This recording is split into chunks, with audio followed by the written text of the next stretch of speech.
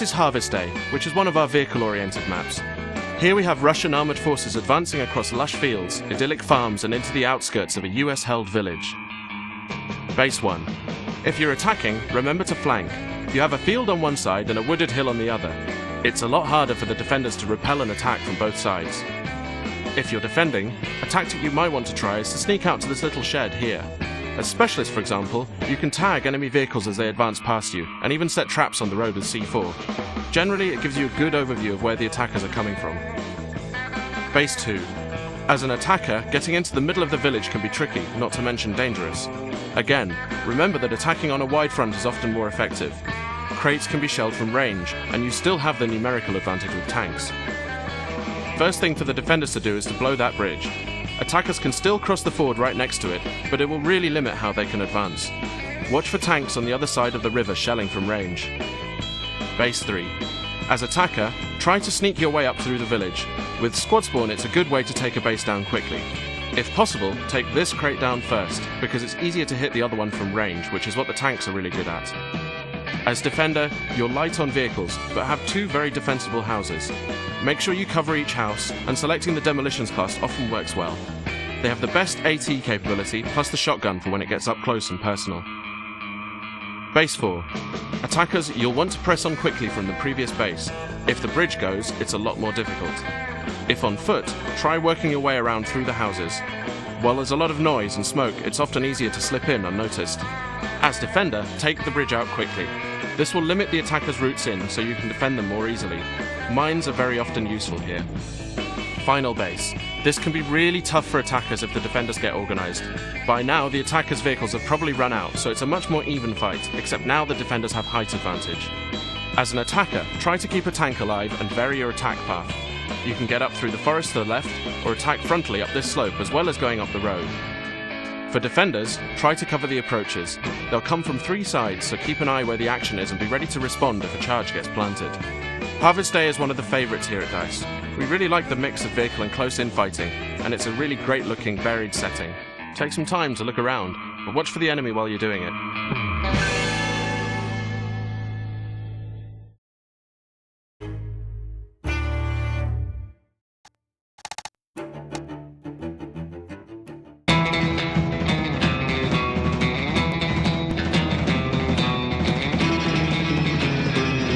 Following the course of a desert river, Oasis is one of the more vehicle-oriented maps in the game, though for the second half of the action, the gameplay will funnel into built-up areas and take on a more close-quarter feel. Base 1. Attackers' material significantly outweighs the defenders in this first clash, and tellingly you have both air and artillery support. Put both to good use, and back each other up. It's easy to forget teamwork in vehicles, and the large numbers can make you feel invincible. However, the AA gun will make short work of the Apache, and solitary tanks make inviting targets. Defenders, this base is like being between the hammer and the anvil. By the time the onslaught is finished, there won't be much left standing. It can help to come out and meet the attackers halfway. There are small outlying settlements where you can really slow down the assault.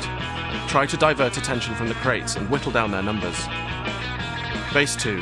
You still have plenty of vehicles here as attacker, but the playing field is a lot more even now. Don't expect to steamroller this base in the same way as the previous one. Try to keep as much alive from base 1 as possible, especially heavy tanks. They can make a big difference later. Often it's easier to shoot the crates from range instead of placing charges. Defenders, you have a much more even spread of vehicles this time, so it's a more balanced experience. As ever, try not to get too drawn out and watch for individual attacks on the crates. Watch also for attackers skirting behind. They can really take you by surprise and cause havoc. Base 3.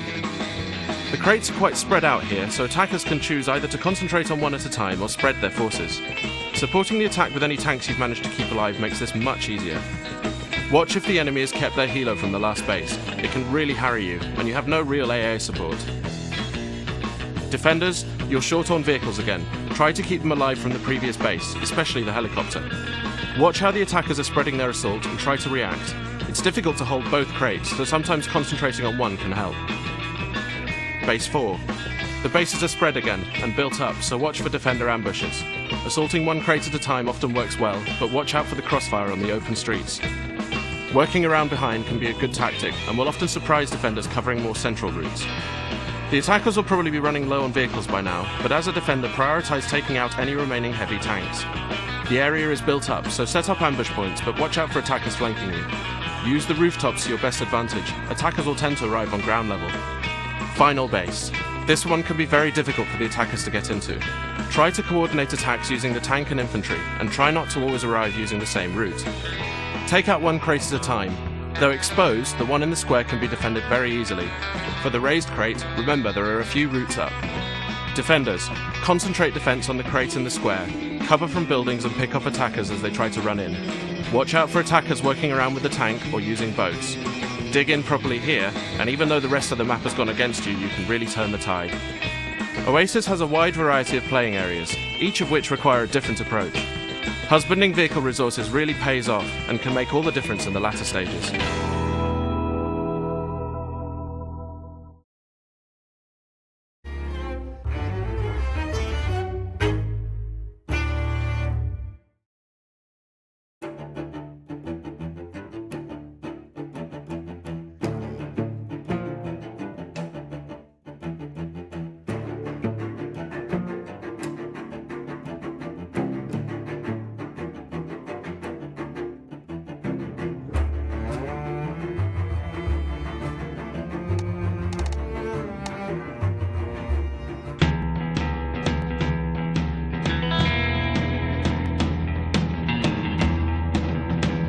This map is Over and Out, the second part of Harvest Day, and with more of an infantry focus this time.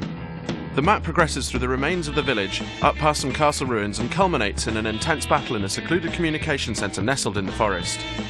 This map is characterised by some pretty intense close-quarter fighting in a couple of areas, so be prepared to get your hands dirty.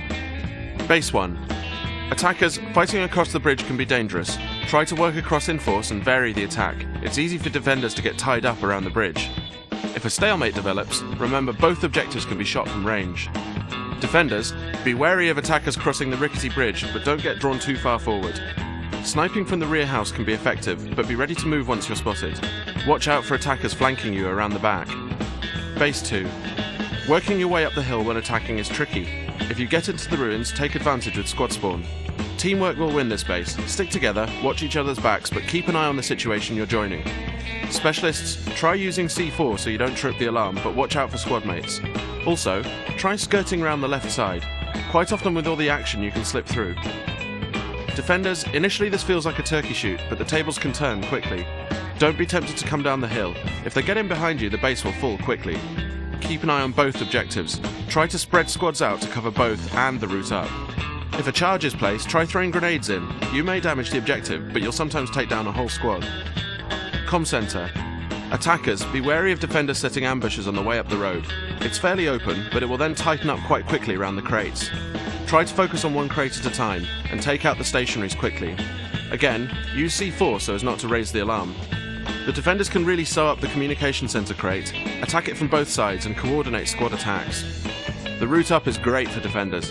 You can hide, ambush and really do damage, but use this only as a delaying tactic. Don't let them get too far behind you. On the crates, the one in the comm centre can be well defended. Try to keep one squad member alive in there, but it can be difficult in the cramped conditions. Over and Out is one of the more intense experiences in the game, but we like the way the map progresses for each zone. Watch each other's back out there, work as a team, and you should be able to crack what is quite a tough nut for both teams.